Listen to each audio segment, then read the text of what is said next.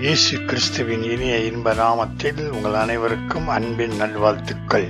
இந்த நாளிலும் இன்றைய எலியாவின் உணவு என்ற பகுதியில் உங்கள் காரியங்களை ஜெயமாக்குவார் என்ற தலைப்பில் நாம் தியானிப்போம்.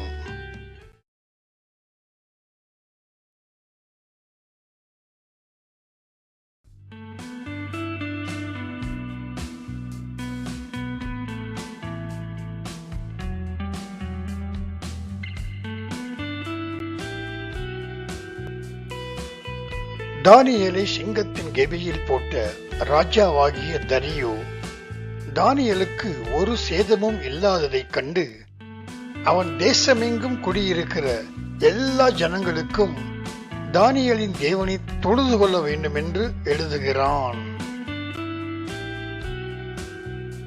தானியேலின் புத்தகம் 6ஆம் அதிகாரம் 26 மற்றும் 27ஆம் வசனத்தில் அவர் ஜீவனுள்ள தேவன், அவர் என்றென்றைக்கும் நிலைத்திருக்கிறவர், அவருடைய ராஜ்யம் அழியாது, அவருடைய கர்த்தத்துவம் முடிவு பரியந்தமும் நிற்கும், தானியேலை சிங்கத்தின் கைக்கு தப்புவித்த அவரே தப்புவிக்கிறவரும் ரட்சிக்கிறவரும் வானத்திலும் பூமியிலும் அடையாளங்களையும் அற்புதங்களையும் செய்கிறவருமாய் இருக்கிறார் என்று அவன் எழுதினான்.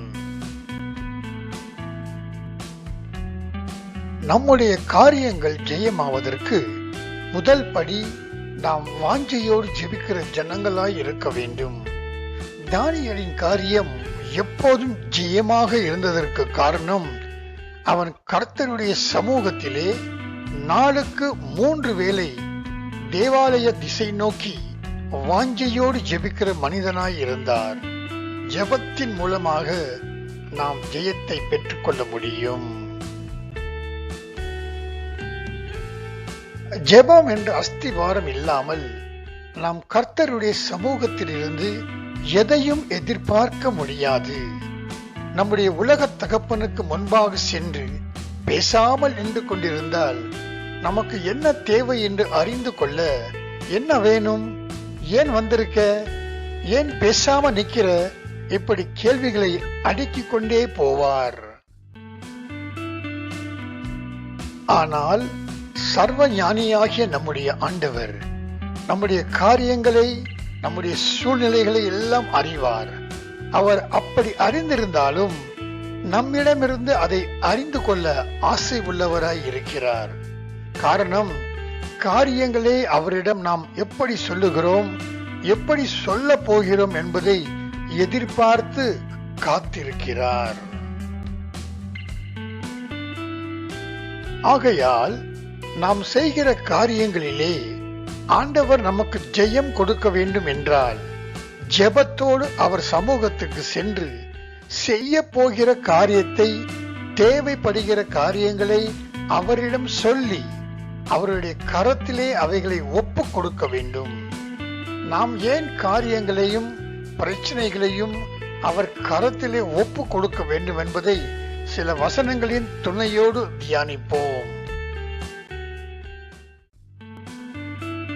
கர்த்தருடைய கரம் எத்தகையது என்பதை 1 நாளாகமம் 29ஆம் அதிகாரம் 12ஆம் வசனத்திலே, ஐஸ்வர்யமும் கனமும் உம்மாலே வருகிறது, தேவரீர் எல்லாவற்றையும் ஆளுகிறவர், உம்முடைய கரத்திலே சத்துவமும் வல்லமையும் உண்டு, எவரையும் மேன்மைப்படுத்தவும் பலப்படுத்தவும் உம்முடைய கரத்தினால் ஆகும் என்று சொல்லப்பட்டிருப்பதை நாம் வாசித்து அறிந்து கொள்ள வேண்டும்.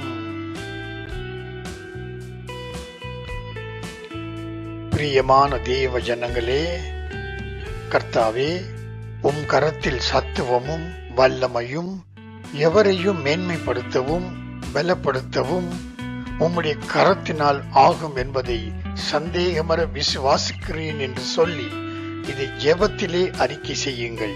போகும்போதும் வரும்போதும், அதாவது எந்நேரமும் இதை அறிக்கை செய்து கொண்டே இருங்கள்.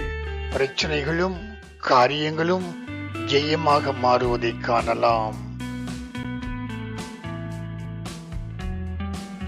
நம்முடைய காரியங்கள் என்று சொல்லும் போது அது நம் உடல் நல குறைவாக இருக்கலாம், நம்முடைய குடும்ப பிரச்சனைகளாக இருக்கலாம், கடன் பிரச்சனைகளாக இருக்கலாம், வேலை செய்கிற இடத்தில் பிரச்சனையாக இருக்கலாம். இப்படி எத்தனையோ வகை சமாதானத்தை குறைக்கும் காரியங்களின் மத்தியில் நாம் வாழ்ந்து கொண்டும் இருக்கலாம். கலங்காதீர்கள்.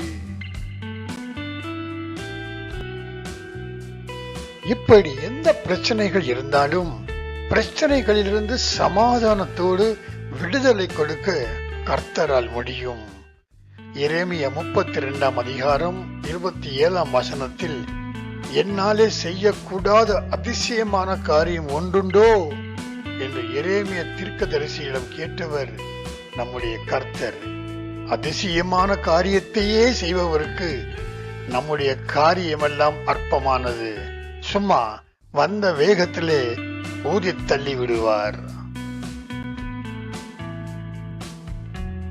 தேவைகளோடும் பிரச்சனைகளோடும் ஜெயம் கிடைக்காதா என்று நாம் சிந்தித்துக் கொண்டிருக்கும் போது, என் கரத்திலே இந்த காரியத்தை கொடுக்க மாட்டார்களா, என்னிடம் பிரச்சனைகளை சொல்ல மாட்டார்களா என்று வாஞ்சையோடு உதவி செய்ய எதிர்பார்த்து காத்திருக்கிற கர்த்தரின் கரத்தில் அவைகளை சமர்ப்பிக்கும் போது, ஒப்பு கொடுக்கும் போது, அதை கர்த்தர் ஜெயமாக மாற்றி விடுதலையை கட்டளையிடுவார். மற்றும் 2 நாளாகமம் 20 அதிகாரம் 6 வசனத்தில், உம்முடைய கரத்தில் வல்லமையும் பராக்கிரமமும் இருக்கிறது, ஒருவரும் உம்மோடு எதிர்த்து நிற்கக்கூடாது என்று எழுதப்பட்டுள்ளது. உலகத்தில் இருக்கிறவனை விட நமக்குள் வாசம் செய்கிறவர் நம்முடைய பிரச்சனைகளை காட்டிலும் மிகவும் மிகவும் பெரியவர்.